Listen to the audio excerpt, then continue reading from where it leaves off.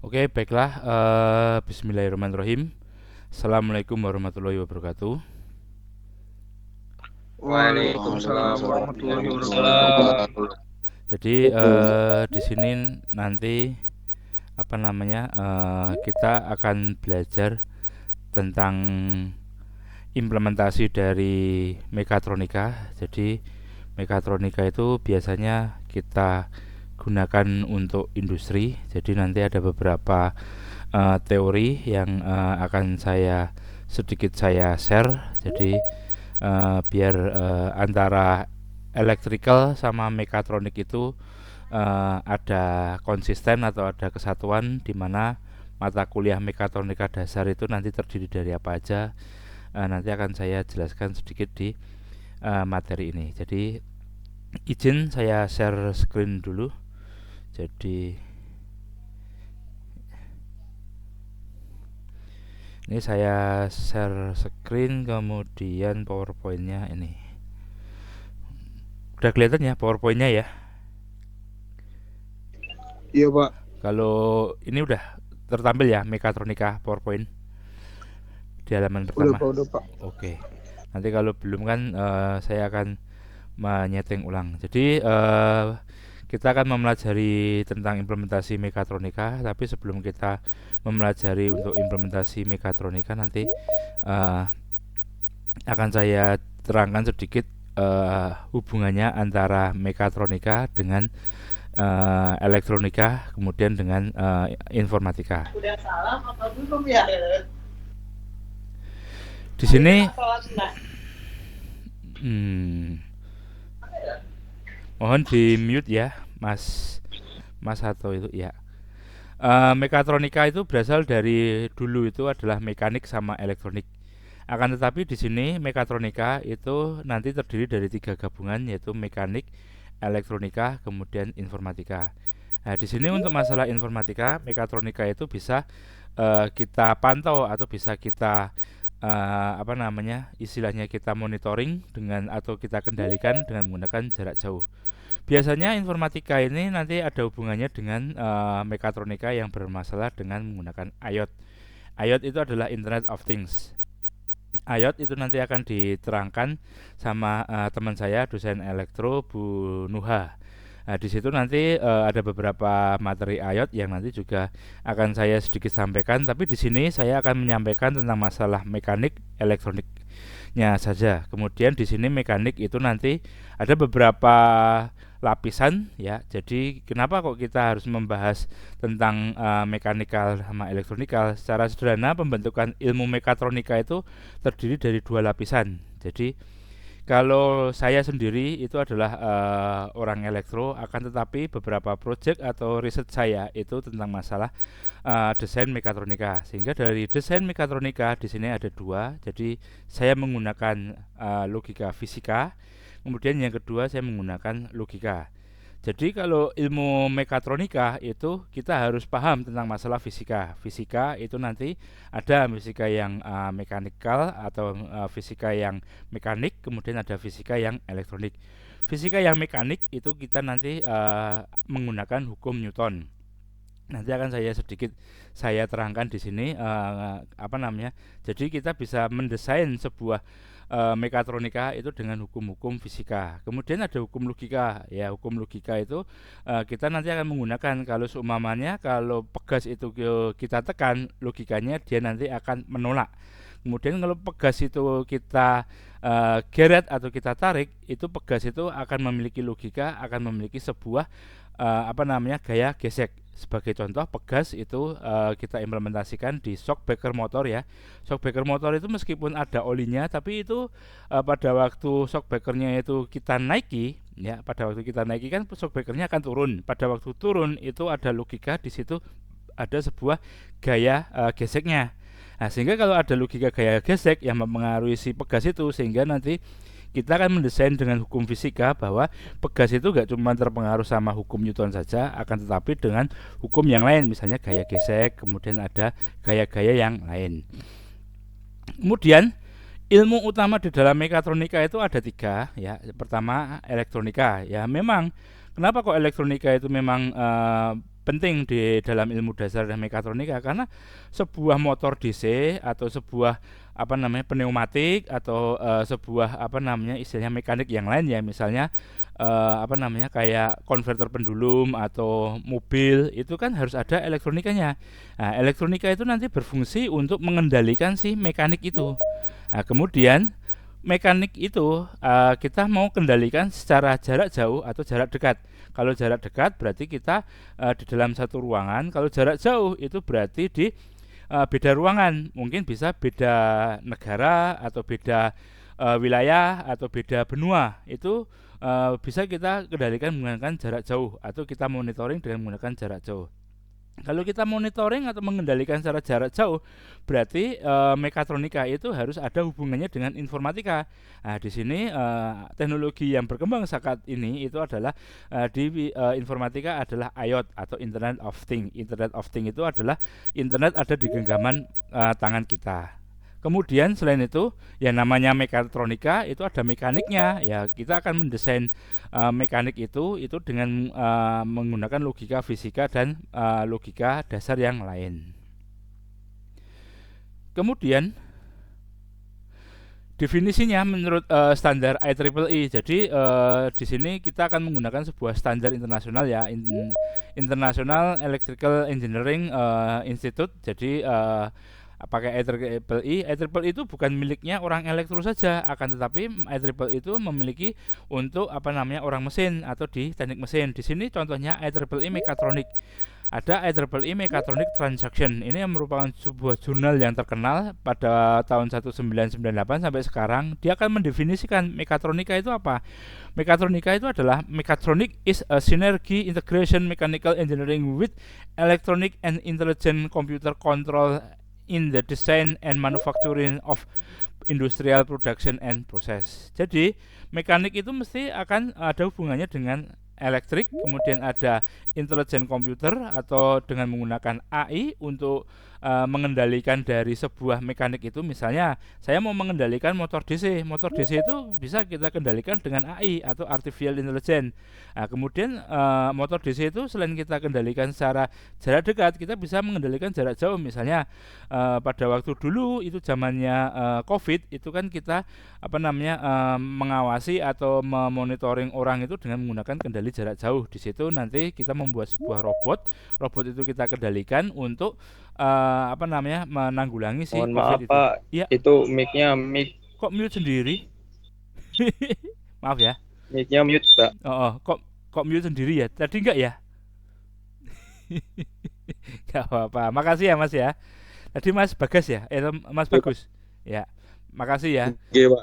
Saya terlalu bersemangat jadi nggak tahu kenapa kok tiba-tiba mic-nya kok mute sendiri, padahal saya saya taruh di sini. Kemudian saya lanjutkan lagi ya, berdasarkan hasil musyawarah nasional mekatronika itu ada di Bandung dulu, itu komunitas mekatronika Indonesia itu merekomendasikan definisi dari mekatronika, yaitu sinergi dari iptek teknik mesin, elektronika, informatika, dan sebuah teknik pengaturan. Nah, di sini nanti akan sedikit saya ajarkan beberapa desain untuk dari teknik pengaturan tersebut. Oke. Kemudian sebentar. Nah, di sini tadi sinergi dari disiplin ilmu. Jadi mekatronika di sini ada misalnya ada otomotifnya, kemudian ada aerospace, kemudian ada medicalnya, kemudian ada oceanografi, kemudian ada defense system, kemudian ada customer product, kemudian manufacturing, ya, kemudian dari sini juga itu nanti mekatronika itu ada namanya control system. Ya, control system itu kalau misalnya diterapkan itu memang diterapkan di bidang mekatronika. Kita harus mengendalikan sebuah alat dengan menggunakan control system. Nah, dari control system itu nanti ada namanya kontrol elektronik dan digital control system. Jadi kendali aja itu nanti kita ada kendalinya elektronik ya, nanti dengan menggunakan transistor, dengan menggunakan MOSFET dan lain-lain. Kemudian ada digital control system. Kemudian mekatronik itu ada komputernya itu nanti masuknya ke AI atau artificial intelligence. Kemudian selain itu ada elektroniknya. Elektronik itu berfungsi kalau di situ nggak ada rangkaian elektronikanya seperti transistor, MOSFET, kemudian ada beberapa istilahnya ini apa namanya kriteria dari elektronika yang lain untuk penguat daya itu harus dibutuhkan di mekatronika. Kenapa kok penguat daya itu dibutuhkan di mekatronika? Karena mekatronika itu merupakan sebuah mekanik yang memerlukan energi besar. Energi besar itu maksudnya daya yang besar. Daya yang besar itu kita nggak bisa misalnya mengendalikan sebuah mekanik atau mengendalikan sebuah mekatronika itu dengan menggunakan misalnya rangkaian yang digital tegangannya 5 volt. Mesti itu nanti tegangannya lebih dari 5 volt, sehingga di dalam mekatronika itu nanti ada namanya interface. Interface itu antarmuka. Kenapa kok membutuhkan sebuah antarmuka di dalam elektronika? Karena di dalam mekatronika itu yang akan kita kontrol atau yang akan kita kendalikan itu adalah sebuah daya-daya yang besar. Akan tetapi microcontroller, komputer, PLC dayanya cuma 24 volt, ya kan? Sesuai yang kita pelajari, PLC itu tidak bisa lebih dari 24 volt, dan apalagi PLC itu adalah DC. Akan tetapi kayak mesin-mesin induksi, kemudian istilahnya motor induksi dan lain-lain itu kan memiliki tegangan yang besar, dayanya yang besar, sehingga kita harus membutuhkan sebuah interface atau antarmuka. Antarmuka itu merupakan sebuah rangkaian elektronikanya. Kemudian di sini ada mechanical system. Di sini mechanical system itu ada kita bisa mendesain sebuah mekanik dengan menggunakan program CAD. Kemudian ada elektromekatroniknya. Kemudian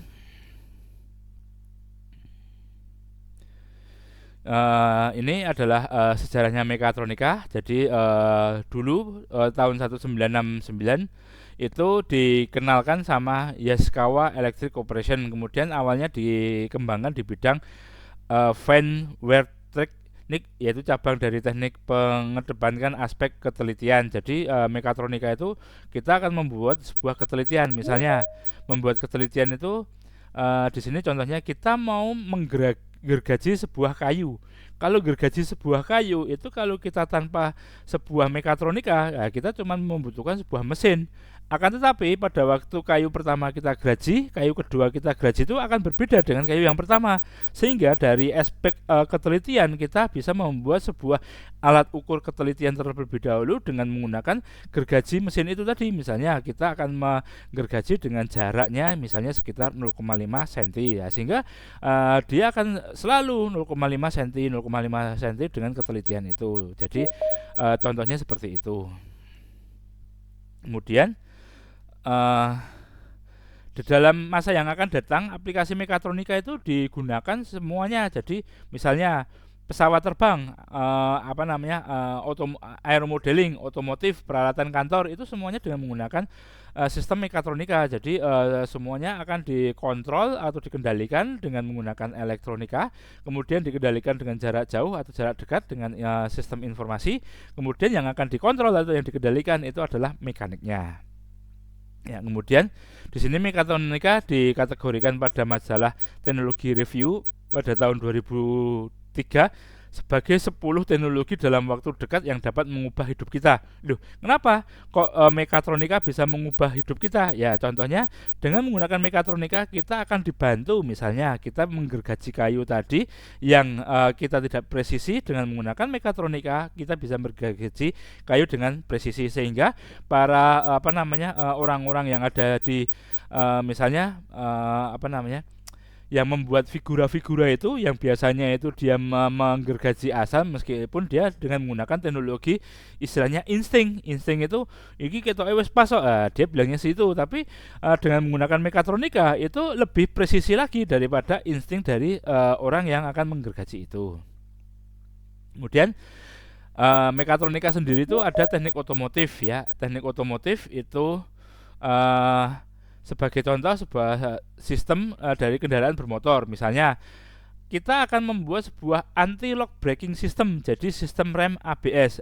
Dari rem ABS itu kita membuat sebuah kendali, ya. Kalau misalnya mobilnya itu adalah mobil yang Matic atau mobilnya itu adalah mobil hybrid atau mobil dengan menggunakan elektrik. Nah, di situ kita akan membuat sebuah ABS, anti-lock braking system, atau sistem pengereman yang menghindari terkuncinya roda sehingga mobil itu bisa dikendalikan pengereman secara mendadak, ya. Kalau ya ini kan di bidang mekanik ya, mungkin kalian lebih tahu. Jadi pada waktu saya mengerem mendadak itu, roda itu bisa terkunci. Nah, pada waktu roda terkunci kita membuat sebuah sistem mekatronikanya, dan di situ ada sebuah algoritma kontrolnya biar dia tidak ada anti-lock braking system atau dia tidak terkunci lagi. Kemudian ada electronic stability program, kemudian ada ABC, ada efek aktif body control untuk motor manajemen sistem. Kemudian mekatronika itu digunakan di dalam dunia penerbangan ya. Jadi pada waktu pesawat itu mengalami sebuah turbulensi ya, pada waktu getaran itu ada namanya algoritma atau ada sebuah program di dalam mekatronika, itu adalah comfort in turbulency system, sehingga dia bisa meningkatkan kenyamanan dari penumpang. Pada waktu pesawat itu bergetar, itu kan berarti penumpangnya yang ada di dalam itu kan akan bergetar, sehingga di situ ada sebuah mechanical, electronical, dan sistem informasi. Dalam arti sistem informasi itu adalah sebuah algoritma artificial intelligence yang nanti akan didesain biar pada waktu terjadi guncangan, sensor akan membaca si turbulensi itu.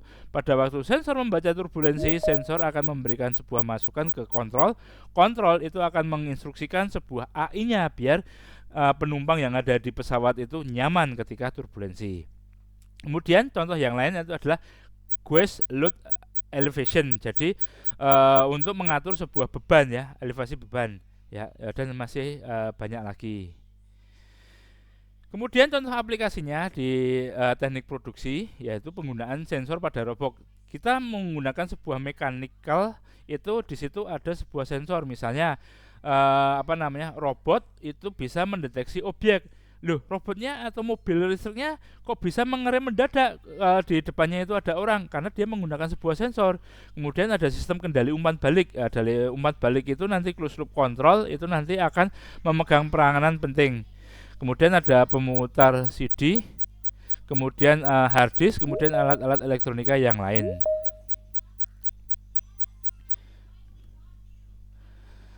Kemudian perkembangan dari mekatronika yaitu kemajuan chip dan teknologi komputer yang menjembatani kesenjangan antara elektronika klasik dengan kontrol. Jadi sebuah kontrol itu nanti ada namanya kontrol klasik sama kontrol modern. Ya, di situ kontrol klasik atau elektronika klasik itu nanti akan dijembatani dengan menggunakan microchip. Mekatronika pada industri mengharuskan seseorang untuk mampu bekerja sekaligus disiplin elektronika, teknik kontrol, mekanik, dan mengidentifikasi dan menggunakan kombinasi teknologi untuk optimalnya.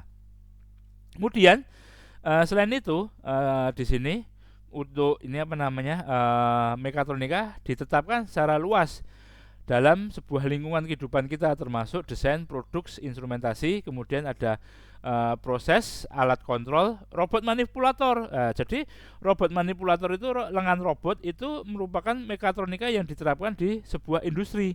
Kemudian ada simulasi penerbangan. Nanti saya akan coba membuka quadrotor dengan menggunakan MATLAB untuk membuat sebuah simulasi penerbangan. Kemudian ada suspensi, kemudian ada otomatisasi sistem diagnosa dan sebagainya.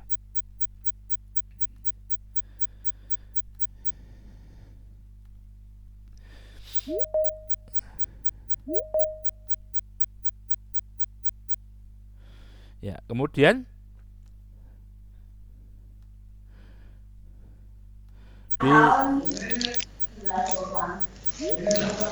tolong di mute dulu ya, makasih, biar suara saya tidak kalah. Jadi di dalam ini manfaat mekatronika, jadi meningkatkan fleksibilitas dari mesin, yaitu maksudnya meningkatkan fleksibilitas dari mesin itu akan menambah sebuah fungsi-fungsi baru yang mayoritas merupakan kontribusi dari mikrokontroler dan mikroprosesor. Sebagai contoh, misalnya lengan robot yang ada di industri dapat melakukan berbagai jenis pekerjaan dengan mengubah program piranti lunak di mikroprosesornya seperti lengan manusia. Jadi dengan menggunakan AI atau artificial intelligence, kita bisa menanam sebuah program yang programnya itu nanti akan seperti dengan manusia. Jadi kebiasaan dengan manusia. Jadi dia akan belajar, kemudian setelah belajar nanti dia akan membuat sebuah instruksi-instruksi, kemudian misalnya Tangan robotnya itu untuk mendeteksi bahwa ini adalah benda warna merah. Jadi dia harus latihan terus dengan menggunakan misalnya botol merah, kemudian warna merah, kotak merah dan lain-lain, sebuah serba merah. Dari situ robotnya akan tahu, oh ini adalah warna merah, dan oh ini adalah warna kuning, oh ini adalah warna putih. Dia menggunakan sebuah perangkat lunak itu dengan seperti halnya seperti manusia dengan menggunakan AI, Artificial Intelligence. Ini yang menjadi faktor utama dimungkinkan sebuah proses produksi produknya yang beraneka ragam tipenya. Kemudian manfaat mekatronika memiliki kehandalan. Jadi mesinnya yang secara konvensional atau manual itu akan menjadi sebuah pada mesin konvensional itu akan muncul berbagai masalah yang diakibatkan berbagai jenis gesekan pada mekanisme yang dilakukan seperti keusangan, kemudian masalah kesentuhan, getaran, kebisingan. Jadi seperti paten saya yang sama Pak Abdul Somad itu mendeteksi kerusakan dari sebuah mesin.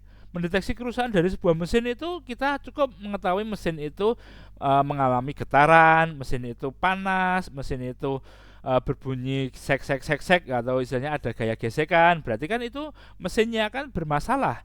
Dari mesinnya bermasalah itu nanti akan dimonitoring dengan menggunakan AI atau Artificial Intelligence (IoT).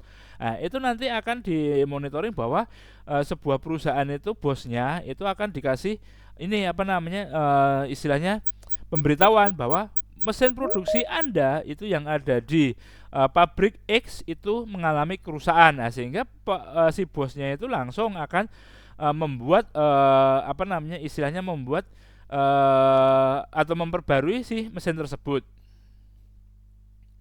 Kemudian gara-gara adanya AI, gara-gara adanya mekatronika, kita mengalami revolusi industri itu 4 kali, ya. Revolusi industri yang pertama itu adalah mesin uap James Watt.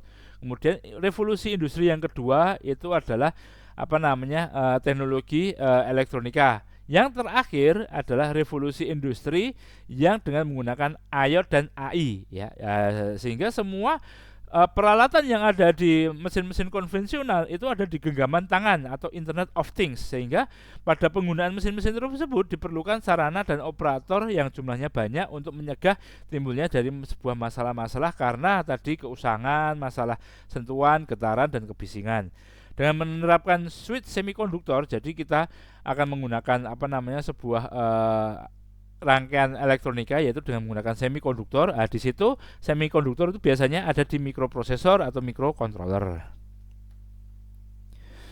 Kemudian akan meningkatkan presisi, ya, yang seperti yang tadi meningkatkan presisi, kita akan memotong. Kalau memotong itu berarti presisi itu dengan sudut. Nanti kita akan membuat sebuah desain dari model dari motor DC atau motor AC atau motor yang lain. Dari motor itu nanti kita pemodelan, bisa modelkan dengan menggunakan pemodelan untuk sudut dan untuk pemodelan untuk kecepatan. Kalau kecepatan berarti dia nanti pada waktu mesinnya itu akan ditambah kecepatannya, dia nanti akan semakin cepat.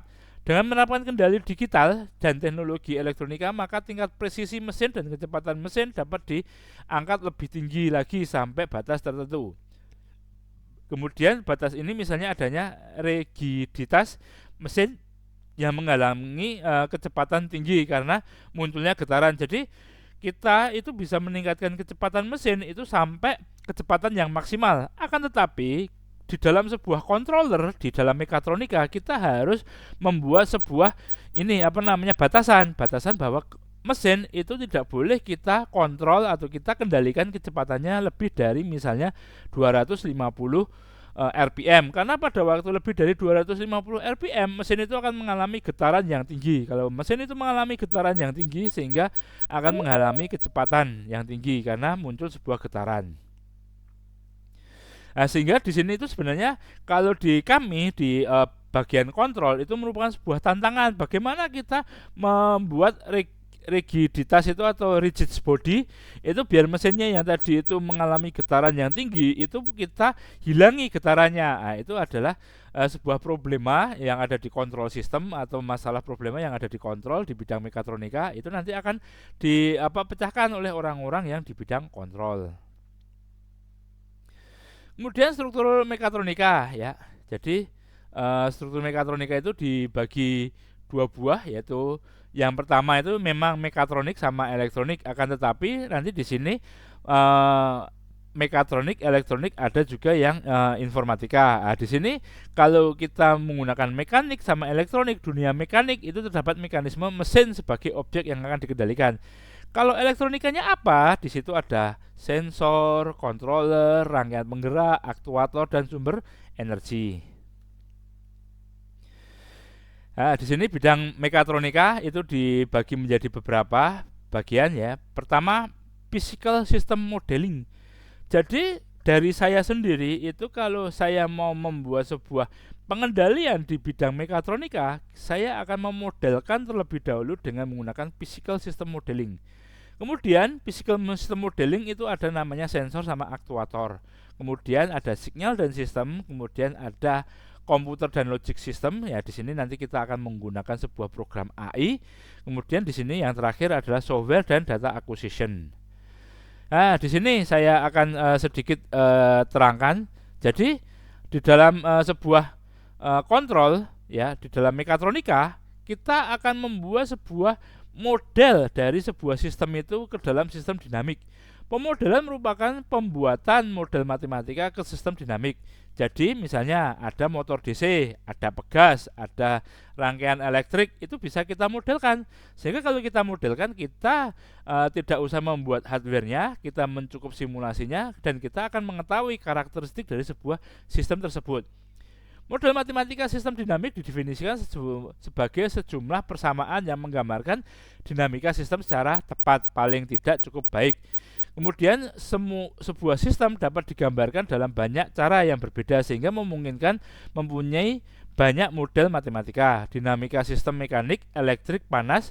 Jadi nanti dinamika sistem itu ada namanya sistem mekanik, elektrik, kemudian ada fluida, panas, ya, dan ada sistem ekonomi juga. Ya memang sebenarnya kita bisa memodelkan ke semuanya dan mungkin bisa dijelaskan dalam persamaan diferensial.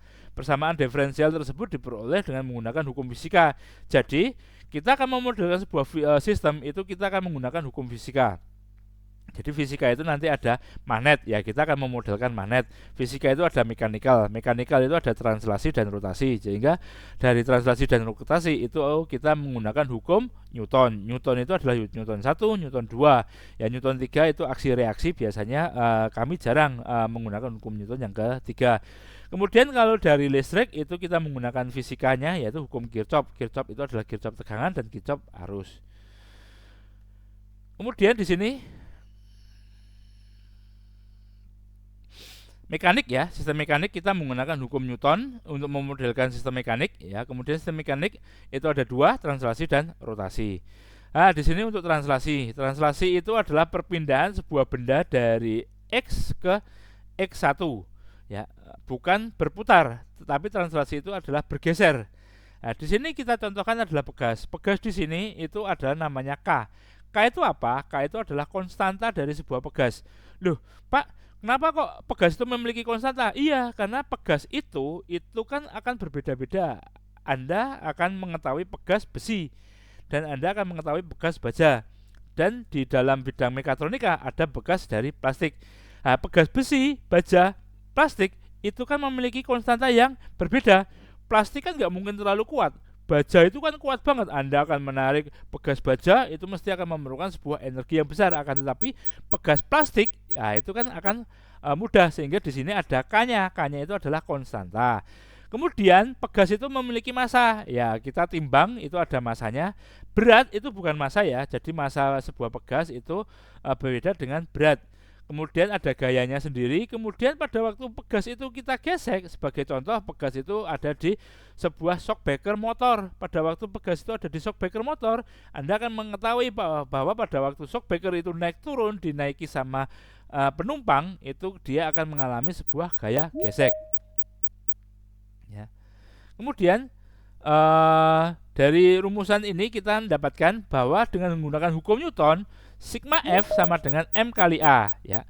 Jadi sigma gaya itu adalah massa dikali dengan percepatan, di mana percepatan itu adalah perubahan dari kecepatan pertama dikurangi kecepatan yang kedua, ya. Sehingga kalau perubahan kecepatan itu adalah dv per dt. Akan tetapi di sini langsung masuk ke d kuadrat x, di mana v itu merupakan sebuah perubahan dari posisi, ya. Sehingga kalau v itu merupakan perubahan dari posisi, ada dx per dt. Sehingga di sini akan kita masukkan dua kali, yaitu d kuadrat x per dt kuadrat, di mana m itu adalah massa, kemudian f itu adalah gaya yang diberikan. Nah, di sini tadi ada konstanta pegas. Konstanta pegas itu adalah fx sama dengan k dikali dari gayanya, atau gaya dikali dari x-nya. X-nya itu adalah merupakan perubahan posisi dari pegas. Kemudian di sini ada sebuah gaya gesek, f itu adalah ff sama dengan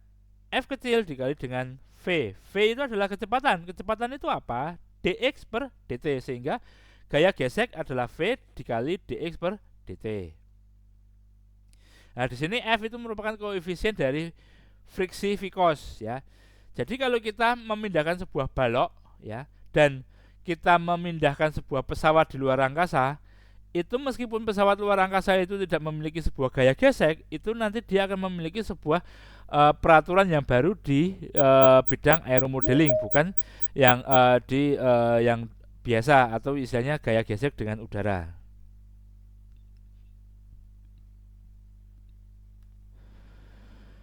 Kemudian dari translasi tadi, ya, kita rumuskan bahwa sigma f itu adalah d kuadrat x per dt kuadrat, di mana sigma f sendiri adalah gaya dikurangi dari gaya gesek dikurangi dengan gaya yang ada di pegasnya itu tadi, ya, sama dengan m d kuadrat x per dt kuadrat. Nah, di mana fx ini adalah ini, ya, ff adalah ini, ya. Di dalam sistem kontrol nanti kita akan memodelkan bahwa di sini kita modelkan dengan menggunakan Laplace, ya. Intinya kalau dari saya untuk mengajarkan ke kontrol sistem itu Laplace itu adalah d per dt, kita Laplacekan menjadi s. Kalau d kuadrat per dt kuadrat menjadi s kuadrat. Akan tetapi nanti kalau integral dt itu adalah 1/s, kemudian double integral dt kuadrat itu adalah 1/s kuadrat. Sehingga di sini akan kita dapatkan sebuah transfer function sama dengan 1/m dikali s kuadrat ditambah fs ditambah k. Kemudian ini adalah sebuah sistem rotasi, sama, ya, tadi translasi ini adalah rotasi. Rotasi itu kita menggunakan momentum inersia, ya, beda dengan yang translasi tadi, ya, dengan menggunakan momentum inersia. Jadi kita di sini ada J itu adalah momen inersia, A itu adalah percepatan, ya. Kemudian di sini ada TS itu merupakan torsi lawan atau torsi balikan, kemudian ada F omega. Kemudian sama sigma torsi sama dengan J kali A, di mana nanti ada torsi dikurangi dengan torsi F dikurangi dengan torsi S. Torsi F itu adalah torsi yang ada di motornya ini, torsi S itu adalah torsi yang ada di gaya geseknya. Kemudian sama akan mendapatkan sebuah transformasi transfer function, ya. Kemudian di sini akan kita bahas tentang menggunakan sistem elektrik, ya. Sistem elektrik di sini nanti ada resistor, induktor, kapasitor merupakan komponen dari untai listrik. Kemudian rangkaian tersebut dianalisis dengan menggunakan hukum Kirchhoff tegangan. Di sini ada R adalah V kali IR, kemudian kapasitor I sama dengan C dV per dt, kemudian induktor V sama dengan L dI per dt. Hukum Kirchhoff itu ada di elektrik dasar, itu ada dua, yaitu hukum Kirchhoff tegangan dan hukum Kirchhoff arus, yaitu Kirchhoff voltage law, di mana sigma F ini adalah atau sigma tegangan ini sama dengan 0. Kalau current law itu di mana arus yang masuk itu sama dengan arus yang keluar. Ini adalah rangkaian untai RLC, ya, seperti berikut, di mana L ini adalah induktor, R itu adalah kapasitor, C itu adalah R itu adalah resistor, C itu adalah kapasitor. Di mana di sini Laplace-nya sama ya. Jadi menggunakan D per dt itu adalah S, D kuadrat per dt kuadrat adalah S kuadrat, kemudian integral adalah seperti S, kemudian integral kuadrat seperti S kuadrat ya. Di sini persamaannya ya, ada persamaan 1, persamaan 2, di mana nanti persamaan 1 dan persamaan 2 kita substitusikan sehingga transfer function sama dengan E0 dibagi E1. Transfer function itu adalah kita mau mengetahui sebuah sistemnya itu dari output dibagi input, yaitu 1 per L kali C S kuadrat ditambah R dikali C S ditambah 1. Oke, jadi tadi itu kita akan membuat sebuah model dengan menggunakan matematika. Akan tetapi bagaimana kalau sistemnya itu kita nggak tahu? Yaitu dengan cara menggunakan identifikasi sistem. Identifikasi sistem merupakan sebuah metode dalam melakukan pemodelan sistem dinamik dengan menggunakan sinyal masukan dan sinyal keluaran. Nah, kemudian identifikasi plan ditujukan untuk mendapatkan model matematis berupa fungsi alih. Nah, kemudian untuk perancangan dari sebuah controller nantinya. Nah, nanti ada beberapa contoh, misalnya ada plan motor DC, kemudian ada plan yang lain. Kemudian identifikasi sistem pada pemodelan kali ini kita tidak menggunakan parameter-parameter yang ada hitungannya. Akan tetapi kita menggunakan parameter yang berupa hasil observasi data berupa tabel, kurva, grafik yang memberikan informasi tentang dasar pemodelan. Beberapa analisis terkait metode ini adalah analisis waktu transien, frekuensi. Pada analisis waktu transien dapat diamati. Jadi pada waktu kita mau mengendalikan sistem itu kita bisa mengamati rest time. Rest time itu adalah waktu di mana sistem itu bisa mencapai set point-nya secara cepat. Overshoot itu waktu di mana atau sebuah pengukuran di mana pada waktu kita set point-nya itu 9 itu akan kelebihan menjadi 12, itu adalah overshoot.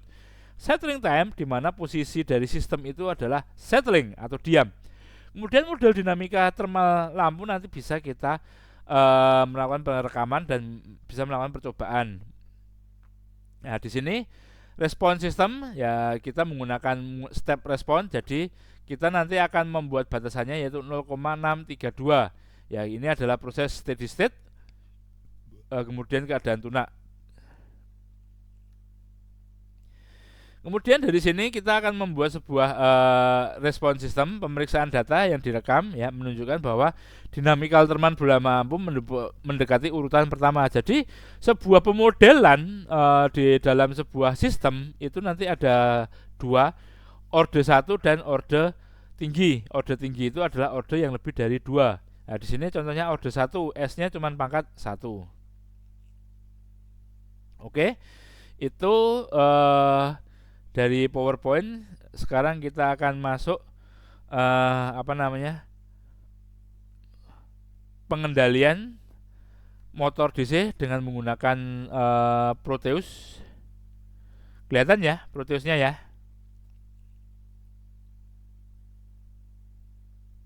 Halo, suara saya masuk? Kelihatan, Pak. Oh, siap. Oke, saya lanjutkan lagi. Jadi dengan menggunakan Proteus, yaitu Proteus 8, kita bisa membuat sebuah program. Di sini kita menggunakan Arduino Nano. Ya, kemudian programnya kita masukkan di sini. Ya. Kemudian kalau di sini kita akan membuat sebuah variabel-variabel. Misalnya ini adalah PWM-nya adalah pin 3. Kita bisa ganti misalnya PWM-nya bukan di pin, atau misalnya potensiometernya bukan di A0, kita ganti menjadi A5 ya. Kemudian kalau kita ganti ini menjadi A5, skematiknya ini kita ubah juga. Ini adalah potensiometernya, ini kita ubah, ini bentar.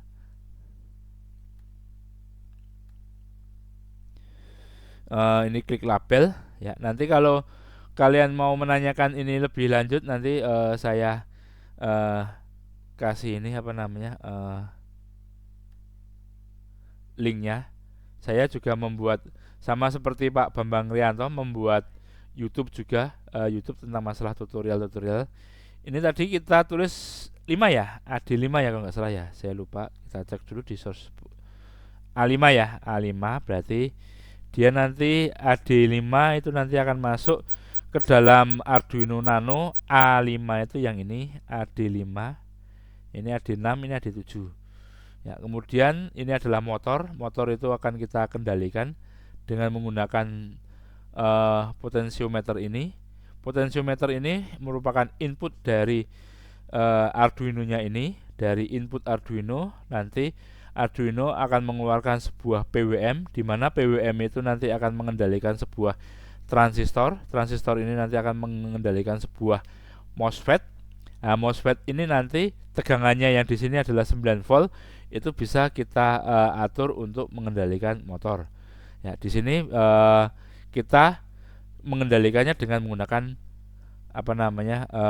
buck converter. Jadi pengendali motor itu bisa menggunakan PWM, ya, PWM-nya dengan menggunakan transistor. Akan tetapi di sini kita menggunakan PWM, PWM-nya kita menggunakan buck converter. Ya, buck converter itu untuk step down sama untuk mengecilkan tegangan tanpa mengurangi arus. Oke, dari sini tadi source code-nya kita ubah menjadi ini A5, ya, PWM-nya masih tetap A3. Nah, di sini kita tidak usah membuka Arduino ID, ya. Kita langsung membuka yang ada di sini langsung. Jadi kita bisa masuk di sini. Ini langsung kita compile dan kita jalankan. Ini pertama itu adalah dia nanti akan mengcompile source code-nya ini dengan menggunakan AVR yang ada di Proteus-nya ini. Kemudian setelah kita compile, baru nanti dia akan running untuk masuk ke simulasinya. Nah, di sini bisa kita lihat, ya, ini program udah jalan, jadi udah running.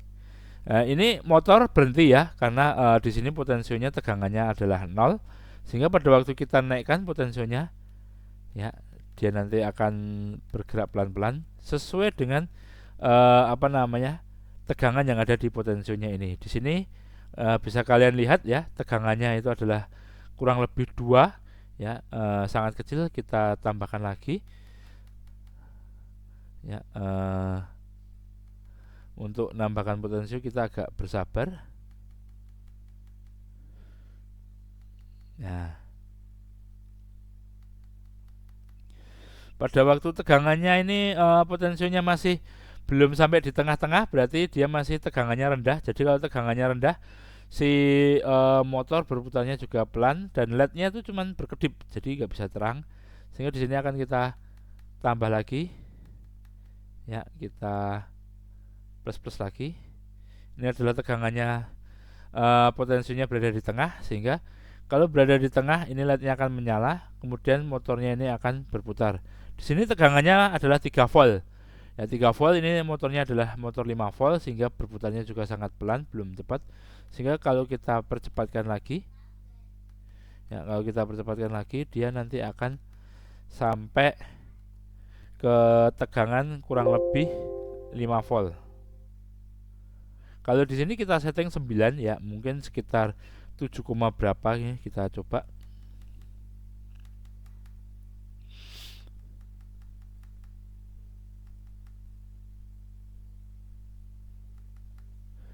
Ini udah mulai 4, ya, udah mulai 4, motornya udah mulai agak ini kecepatannya agak tinggi. Kita naikkan lagi, ya, memang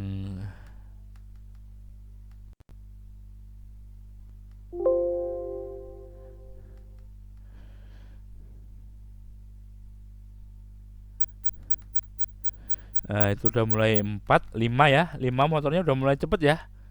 Oh, ini karena saya ngekliknya terlalu bersemangat, akhirnya error. Ini saya maksimalkan potensionya, sehingga kalau kita maksimalkan ini tegangannya lebih dari 5, ya, sekitar 6, ya, sekitar 6, motornya juga akan cepat, ya. Kemudian bisa kita maksimalkan lagi sampai 7. Akan tetapi motornya adalah menggunakan motor yang 5 volt, sehingga nanti dia akan sedikit error karena tegangannya tidak bisa masuk. Ya, ini adalah sebuah contoh implementasi pengendalian dari motor DC dengan menggunakan buck converter. Kemudian kita bisa menggunakan MATLAB ya. Di sini saya perlihatkan MATLAB. MATLAB kita menggunakan miliknya Peter Cook. Jadi di sini ada robot 9. Ya, nanti kalau kalian misalnya membutuhkan simulasi ini bisa nanti saya kirimkan. Ini kita aktifkan dulu untuk simulasi dari MATLAB-nya ini punyanya Peter Cook. Jadi ini bukan punya saya, jadi saya pinjem punyanya Mbah Peter Cook dari Australia. Ya, dulu saya S3-nya tentang masalah quadrotor, sehingga saya menggunakan ini simulasinya dari Peter Cook ini. Kemudian di sini ada namanya quadrotor ya. Quadrotor di sini ada quadrotor SL. Ini ada SL quadrotor. Nah, ini kita double klik ya, kita buka. Di sini kalau kalian meskipun di teknik mesin ada klub aeromodeling, di sini quadrotornya menggunakan quadrotor yang simulasi, jadi hampir mirip seperti quadrotor yang asli, akan tetapi di sini untuk kontrolernya dan lain-lain kita menggunakan MATLAB. Di sini proses pembukaannya dari quadrotor di sini ya. Jadi nanti algoritmanya yang ada di sini ya, ini saya perbesar. Algoritmanya yang ada di sini itu dengan menggunakan PID. Ini saya view fit terlebih dahulu, zoom, kemudian fit to view biar kelihatan tampak ya. Ini adalah inputnya. Inputnya itu nanti ada X, ada Y ya. X itu sinus, Y itu sinus, sehingga nanti kalau ada dua input sinus, quadrotornya akan berputar. Ini Z, ini adalah untuk sebuah take off-nya si quadrotor. Dia adalah -4. Kenapa kok -4? Karena quadrotornya itu akan menghentakkan sebuah gaya gravitasi ya. Jadi dia itu akan ke atas. Kalau di control dynamics itu X, Y, Z. Z-nya itu kalau ke bumi itu adalah positif, kalau ke atas itu adalah negatif. Sini adalah yo itu adalah arah hadap ya. Kemudian di sini yang ini itu adalah PID-nya atau proposal integral derivatif. Kemudian di sini itu untuk kontrolnya quadrotor, ini adalah untuk mengendalikan dari kipasnya atau dari baling-balingnya. Oke, kita nyoba, kita running ya. Kita running ini kita akan menjalankan quadrotor sebanyak 20 kali atau 20 detik ya. Nah, ini akan terlihat bahwa quadrotornya akan melayang ya, sebanyak ketinggiannya adalah 4, ini adalah 4, kemudian dia nanti akan bergerak melingkar. Dulu penelitian saya S3 seperti ini, jadi mungkin nanti ada mata kuliah tentang masalah kontrol dari quadrotor, mungkin bisa kita kolaborasikan di elektro sama mesin ya. Ini adalah salah satu dari S3 saya seperti ini ya. Oke, itu dari saya. Mungkin ada yang mau ditanyakan terlebih dahulu.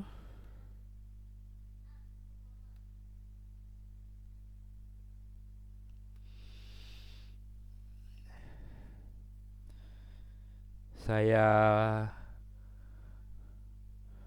print screen bentar, view all. Nggak bisa.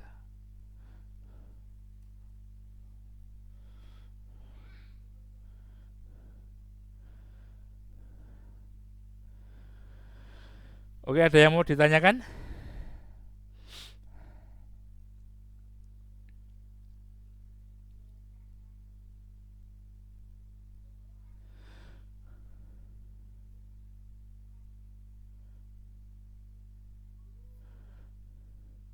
Jadi implementasi dari mekatronika tadi, pertama yaitu di quadrotor di sini ya.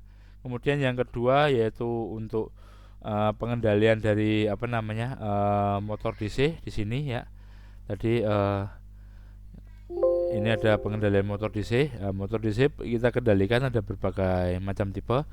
Di sini kita menggunakan Proteus, programnya Arduino langsung bisa masuk di dalam Proteusnya ini tanpa kita membuka di Arduino-nya itu sendiri. Ya, kemudian nanti kalau kalian istilahnya mau mempelajari tentang tentang ini apa namanya? Sebentar. Tadi saya buka LMS itu di Mechatronic, saya nggak bisa ngaktifin presensinya ya. Nanti eh saya tak konfirmasi sama Pak Fitroh sama Pak Bambang Rianto itu nanti bagaimana untuk presensinya. Ya. Kalau Pak Fitroh sama Pak Bambang Rianto kan ahli di dalam ini apa namanya eh Microsoft Team. Ya jadi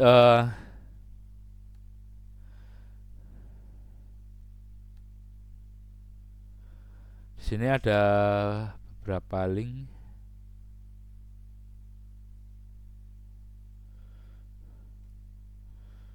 Kelihatannya sinyal internetnya saya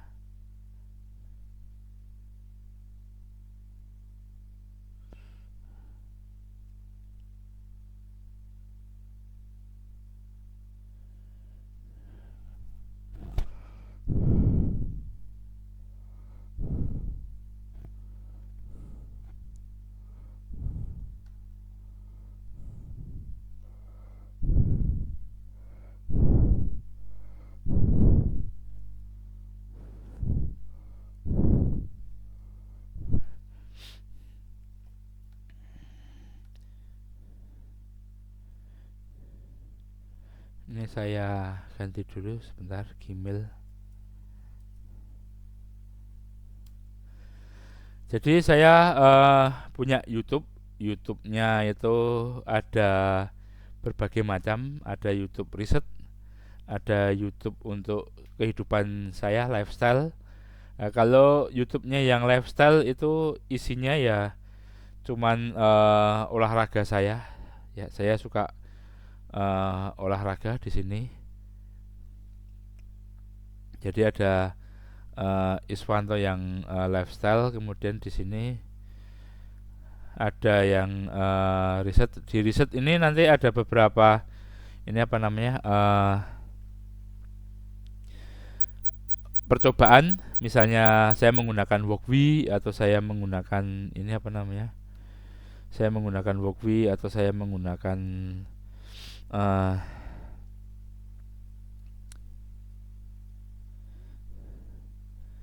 Arduino ya. Bentar, ini saya logout dulu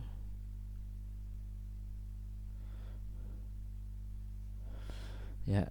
Di sini untuk Iswanto Lifestyle, jadi ada beberapa fitness saya. Jadi saya ini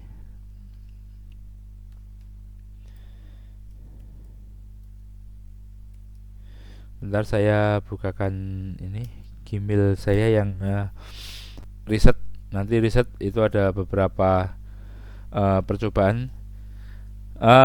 Saya juga ini membuat istilahnya melakukan pemrograman Arduino itu dengan menggunakan HP Android.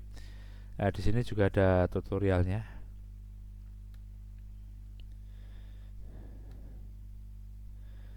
Ini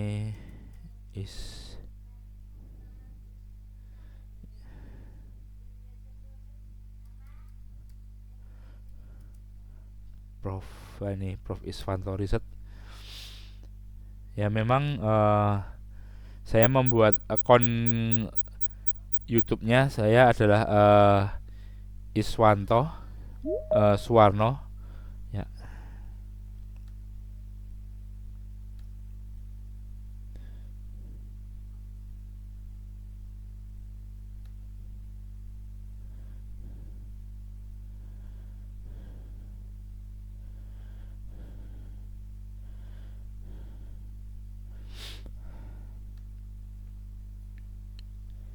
Sini untuk Iswanto Suwarno Riset saya bukakan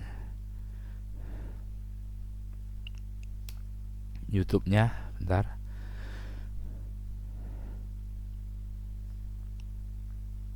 Nanti kalian mau belajar tentang microcontroller, IOT dan lain-lain bisa dengan apa namanya YouTube saya atau nanti bisa mengontak saya. Ya, ini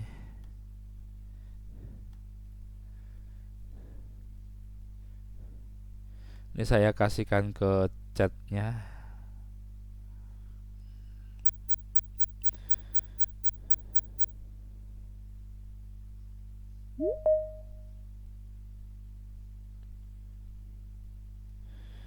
Ini kalau Anda mau tanya-tanya tentang masalah iOS dan microcontroller,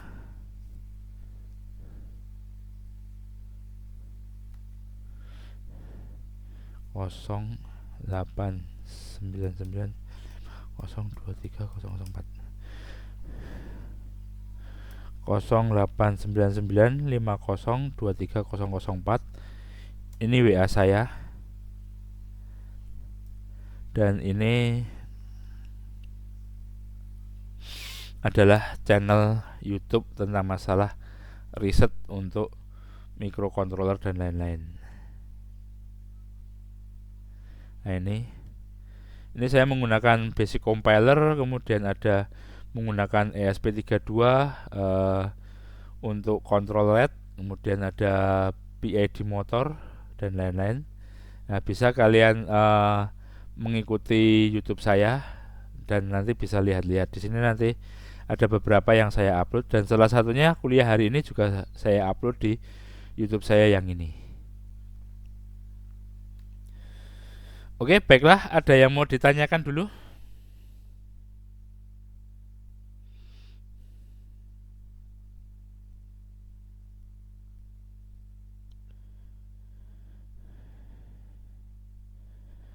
Baiklah, kalau nggak ada yang ditanyakan, kita sudah 1 jam lebih berjalan dan kalian mungkin sudah agak sedikit capek atau ngantuk ya.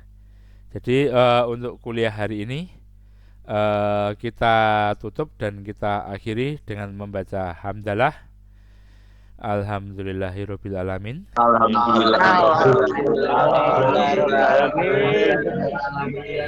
Terima kasih kehadiran dari teman-teman. Bila itu wal hidayah. Wassalamualaikum warahmatullahi wabarakatuh. Waalaikumsalam. Ada yang tanya? Yang tanya tadi siapa? Fadli, Pak. Oh, tanya apa, Mas?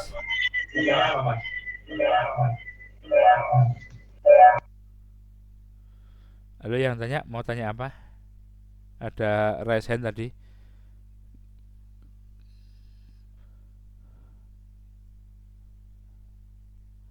Enggak ya? Enggak jadi raise hand ya?